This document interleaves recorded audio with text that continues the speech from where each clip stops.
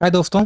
तो ज़िंदगी में जितना मुश्किल पैसा कमाना है उससे भी कहीं ज़्यादा मुश्किल है उस पैसे को ठिकाना लगाना, यानी उसको इन्वेस्ट करना। और अगर आपने कहीं बंधन बैंक के स्टॉक में इन्वेस्ट कर रखा है तो अभी के टाइम में बहुत ही बुरी स्थिति चल रही है बंधन बैंक इन्वेस्टर्स के लिए। ये कंपनी लगातार डाउन ट्रेंड में काफ़ी टाइम से इसके शेयर लगातार गिरते जा रहे हैं। तो इस कंपनी ने अपने क्वार्टरली रिजल्ट्स भी अनाउंस किए हैं, तो हम आज की इस वीडियो में इस कंपनी को क्वार्टरली चेक करेंगे और देखेंगे कि आने वाले टाइम में इस कंपनी के क्या चांसेस है कि क्या कंपनी के शेयर प्राइस वापस रिकवर हो सकता है क्या, और किस डायरेक्शन इसका बिजनेस जा रहा है। और हम टेक्निकल एनालिसिस भी देखेंगे इस कंपनी का। सबसे पहले हम क्वार्टरली रिजल्ट चेक कर लेते हैं। तो अगर आप सेल्स में नजर डालो तो इस कंपनी की जो सेल्स है वो 4,665 करोड़ जो लास्ट ईयर उन्होंने किया था उससे बढ़ के 5,479 करोड़ हो गई है, यानी कि 70% की ग्रोथ दी है। तो 70% ग्रोथ तो ठीक होती है एक लार्ज कैप कंपनी जिसका पी लाइक 9 का पी हो, 10 का पी हो, तो हिसाब से ठीक है। लेकिन प्रॉफिट में आप देखो तो प्रॉफिट ने सरप्राइज कर दिया। 42% से इसके प्रॉफिट घटे हैं, 42% से। मतलब 733 करोड़ का प्रॉफिट लास्ट ईयर किया था, तो इस साल घट के 426 करोड़ हो गया है। हालांकि अब एबिटा देखो कंपनी का, तो एबिटा सिर्फ 14% घटा है, ठीक है, बट प्रॉफिट ज़्यादा घटा है, मतलब कंपनी ने प्रोविजनिंग की है। तो ऐसे आपको ऊपर से देखेंगे रिजल्ट आपको बहुत ही खराब लगेंगे, ठीक है। इनफैक्ट आप मनी कंट्रोल की एक्सपेक्टेशन भी देखोगे तो मनी कंट्रोल की एक्सपेक्टेशन जो थी वो 781 करोड़ की प्रॉफिट की, यानी 6% प्रॉफिट ग्रोथ की थी, बट कंपनी ने 42% का डी ग्रोथ दिया है। तो ऐसे नंबर दिखने में तो खराब लग रहे हैं, बट थोड़ा नंबर को हम थोड़ा डीपर में एनालाइज करते हैं। क्योंकि बैंकिंग कंपनी थोड़ी सी अलग टाइप की कंपनी होती हैं, क्योंकि बैंकिंग में अपना खुद का पैसा नहीं होता, वो एक हाथ से पैसा लेते हैं और दूसरे हाथ से पैसा देते हैं, तो उनको एनालाइज करना थोड़ा सा अलग होता है। एक बार हम इस कंपनी को थोड़ा सा इनका मॉडल देखते हैं कि फिर इनका रिजल्ट देखते हैं कि एक्चुअल में रिजल्ट कैसा है। तो अगर आप यहाँ पे देखो तो कंपनी एडवांसेस एडवांस मतलब लोन, ये कंपनी लोन कितना देती है, तो लोन ग्रोथ बढ़ा है कंपनी 14% से। मतलब कंपनी का लास्ट ईयर 115 रुपये का अगर लेट से लोन दिया था, तो इस साल 131 रुपीज़ का लोन दिया इन्होंने। जो डिपॉजिट्स हैं, डिपॉजिट भी कंपनी के बढ़े हैं। डिपॉजिट मतलब कंपनी लोग बंधन बैंक के अंदर कितना एफडी करा रहे हैं, तो डिपॉजिट भी 20% से बढ़े हैं। तो 20% का ग्रोथ काफ़ी शानदार ग्रोथ हम बोल सकते हैं। दिक्कत है कासा के अंदर। कासा का मतलब होता है करेंट अकाउंट, सेविंग अकाउंट। अब देखिए, जैसे हम बैंक के अंदर जब सेविंग अकाउंट खुलवाते हैं ना, तो बैंक में कम इंटरेस्ट देता है। जैसे सेविंग अकाउंट पे लेट से 3% देता है, करेंट अकाउंट पे 0% देता है, बट एफडी पे 7% 8% दे देता है, 6% दे देता है। तो बैंक चाहता है कि आप उसके यहाँ कासा कराओ, ठीक है, आप उसके यहाँ सेविंग अकाउंट खुलाओ या करंट अकाउंट खुलाओ, क्योंकि कासा का पैसे पे उसको बहुत कम पैसा देना पड़ता है इंटरेस्ट के रूप में। तो बैंक के लिए उतना ही बेटर होता है जितना कासा उसके पास हो। बट कासा की ग्रोथ कम हुई है, या तो सिर्फ 5.5% की ग्रोथ हुई है। तो कासा को हम सस्ता पैसा बोलते हैं, बैंक के लिए सस्ता पैसा, ठीक है। और अगर हम नेट इंटरेस्ट इनकम की बात करें तो ये भी बढ़ा है। अब तो 2500 करोड़ से बढ़ के यहाँ पे 2800 करोड़ हुआ है, 12% का ग्रोथ है। इंटरेस्ट इनकम का मतलब कंपनी ने कितना ब्याज से पैसा प्राप्त किया है, ठीक है। और नेट का मतलब कितना पैसा उसको मिला और कितना कितना उसने दिया, उन दोनों के बीच का गैप। तो आप देखो टोटल इनकम भी कंपनी का बढ़ा है, 28% में टोटल इनकम बढ़ा है। दिक्कत कहाँ पे आ रही है, तो कंपनी ने एक्चुअली क्या, अगर आप इस वीडियो को आगे पढ़ोगे तो कंपनी प्रोविजंस बढ़ाए हैं। प्रोविजंस का मतलब क्या होता है कि मान लीजिए कि कंपनी को ऐसा अंदेशा लगा कि आने वाले टाइम में इसके जो कस्टमर हैं वो पैसा चुका नहीं पाएंगे। तो कंपनी क्या करती है कि उसके लिए अपने प्रॉफिट का कुछ हिस्सा साइड में रख देती है। मान लीजिए आपने 100 करोड़ कमाए, आपने 80 करोड़ साइड में किनारे कर दिए, भाई आने वाले टाइम में हो सकता है कंपनी लॉस कर दे, तो उस टाइम में जो 80 करोड़ होंगे वो मुझे बचा लेंगे। तो कंपनी ने क्या किया है, करीब 1300 करोड़ 1400 करोड़ का इन्होंने प्रोविजन किया है।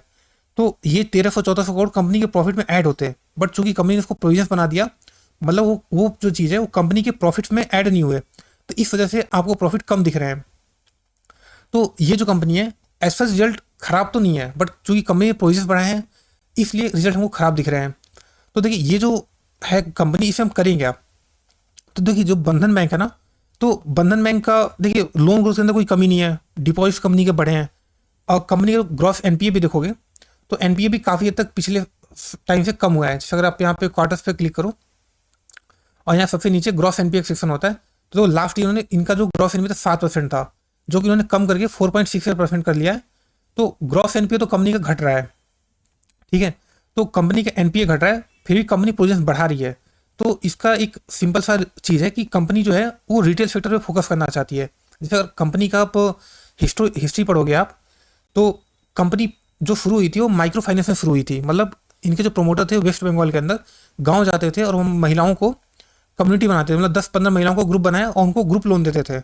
तो इस टाइप के जो लोन थे बहुत ही रिस्की होते हैं, तो अगर आप गरीब लोगों को लोन दोगे तो वहाँ पे लोन चुका पाने की कैपेसिटी कम होती है।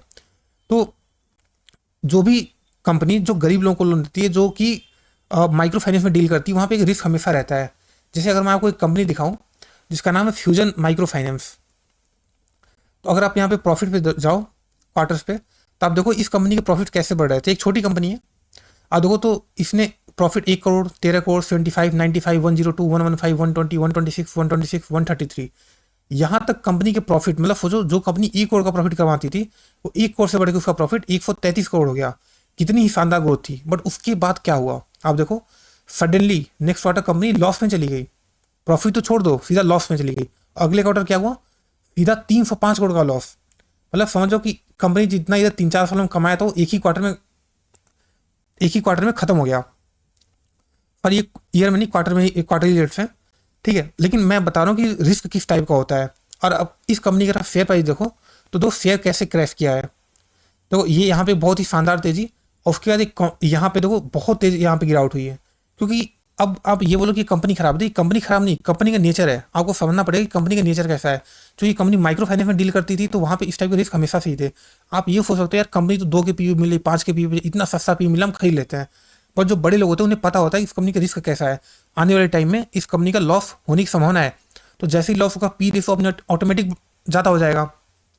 तो अभी देखिए बंधन बैंक के साथ क्या हो रहा है कि बंधन बैंक क्लीनिंग कर रही है। मतलब कि बंधन बैंक के पास जितने पुराने लोन थे, ठीक है, मतलब उनका जो पुराना कर्म है उसको छुटकारा पाना चाहते हैं। और ये लोग जो रिटेल बैंकिंग है, जो नॉर्मल, जो आप मिडिल क्लास बोल सकते हो, या जो जिसको कमर्शियल बैंकिंग होती है, ये लोग उसके अंदर अब जाना चाहते हैं।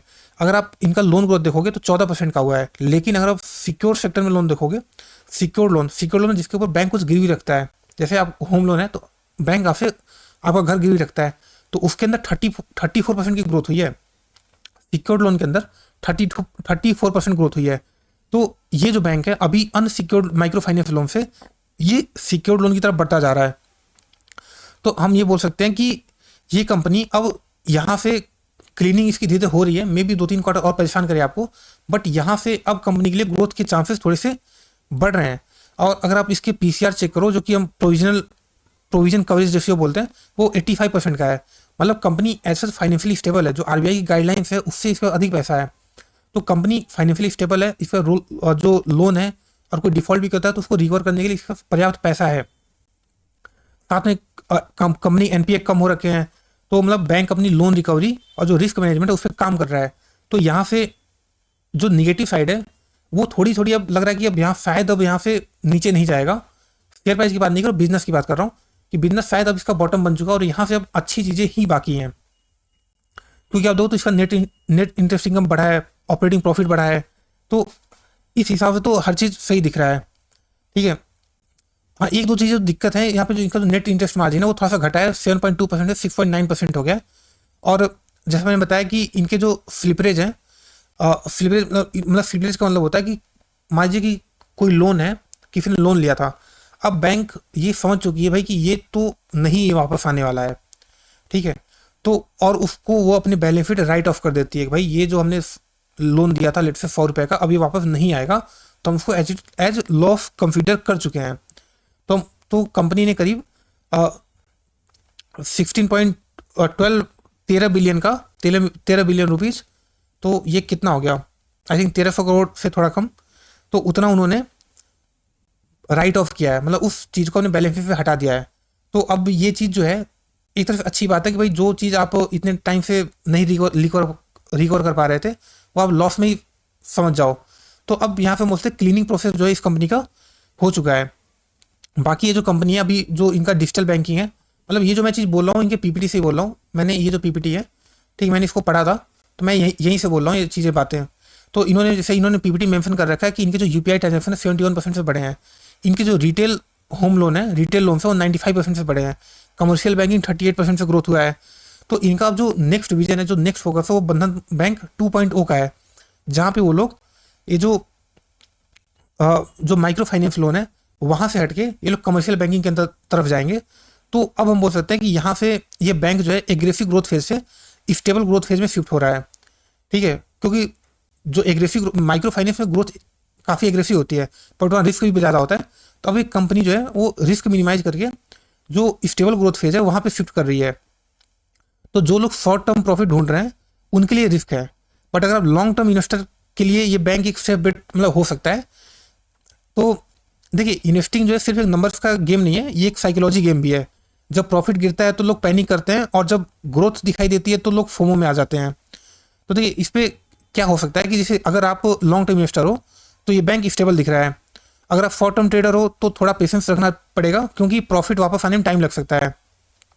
और अगर हम रिस्क रिवॉर्ड रेशियो चेक करें तो देखिए एनपीए और प्रोविजनिंग का इफेक्ट आपको समझना जरूरी है। तो देखिए आपको क्या लगता है, वो आपकी अपनी अंडरस्टैंडिंग भी है कि देखिए मेरे हिसाब से तो ये जो कंपनी है क्लीनिंग फेज से गुजर रही है। कंपनी जो अब धीरे धीरे इसका बॉटम बोल से बन सकता है।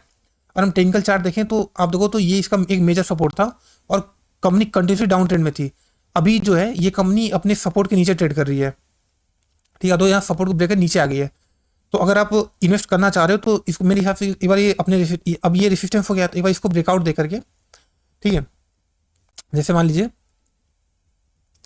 तो यहाँ से एक बार इसको ब्रेकआउट दे दे, फिर थोड़ा कॉन्सोलिडेट करें, ठीक है, और नीचे नहीं ऊपर की तरफ यहाँ पे कॉन्सोलिडेट करें इस जोन में, तो आप खरीद सकते हो। बट अभी के लिए तो वेट करना चाहिए कि मे बी, क्योंकि कोई भी कंपनी जब अपने ऑल टाइम लो पे ट्रेड करती है तो वहाँ से होता है वो और नीचे चली जाए, तो इसलिए थोड़ा सा रिस्क है। बट देखिए इस कंपनी में रिस्क एंड रिवॉर्ड दोनों है, क्योंकि देखिए जब कोई कंपनी बहुत ज़्यादा गिर जाती है तो वहाँ खोने के लिए ज़्यादा नहीं बचता, ठीक है, लेकिन क्या है कि पाने के लिए काफ़ी कुछ होता है। मतलब जैसे मान लीजिए कि अगर ये स्टॉक यहाँ से यहाँ चला जाए, अभी 150 की प्राइस से अगर ये यहाँ चला जाए, ठीक है, 400 पे मान लो यहाँ पे चला जाए, तो भी यहाँ आपका पैसा डबल हो जाएगा। अगर 400 तक चला जाए तो आपका पैसा करीब 2.5 गुना हो जाएगा। तो जिस पर्सन ने यहाँ इन्वेस्ट किया होगा इस जगह पे, वो सोचेगा कि ये 2 साल 3 साल से कंपनी बिल्कुल होने की जीरो रिटर्न दिया है, पर जिसने पैसा नीचे की तरफ लगाया उसका पैसा डबल ट्रिपल हो जाएगा। तो रिस्क है कंपनी का, नो डाउट, ठीक है। बट देखिए ये कंपनी ऑलरेडी काफ़ी लंबे टाइम से कॉन्फिडेंट करी, काफ़ी लंबे टाइम से नीचे पड़ी हुई है, तो रिस्क की बात है, क्योंकि देखिए जहाँ पर रिवॉर्ड ज़्यादा होता है रिस्क भी ज़्यादा होता है। तो इस कंपनी के अंदर पैसा का 3 टाइम्स 4 टाइम्स 5 टाइम्स की प्रॉफिटिलिटी दिख रही है। अगर ये कंपनी अपने प्रॉफिट को, जो पुराने प्रॉफिट करती थी, अगर उसको वापस गेन कर ले, तो यहाँ से आप देख सकते हो यहाँ पे कम से कम 4-5 टाइम्स का प्रॉफिट नज़र आ रहा है। तो ऑब्वियसली जहाँ पे प्रॉफिट ज़्यादा नज़र आता है कि यहाँ से आपका पैसा 4 गुना 5 गुना हो सकता है, तो वहाँ पे आपको 50-60% रिस्क भी आना चाहिए कि भाई अगर मैंने पैसे लगाया तो यहाँ से 50-60% स्टॉक क्रैश भी हो सकता है, यहाँ से और नीचे जा सकता है। तो ये मान के ही आप इन्वेस्टमेंट कीजिए, ठीक है। रिस्क आपका है, पैसे आपके हैं, है ना, नुकसान भी आपका ही होगा, ठीक है। तो मेरी तरफ से इतना ही। अगर आपको वीडियो अच्छा लगता है वीडियो को लाइक कर सकते हो, आप चाहो तो मेरे चैनल को सब्सक्राइब कर सकते हो। इसके अलावा आप बाकी वीडियो मेरे चैनल पे देख सकते हो, जैसे मैंने आवास फाइनेंस का यहाँ पे एनालिसिस किया है। तो अगर आपने आवास फाइनेंस का इन्वेस्ट करके तो आप ये वीडियो भी देख सकते हो। Thank you.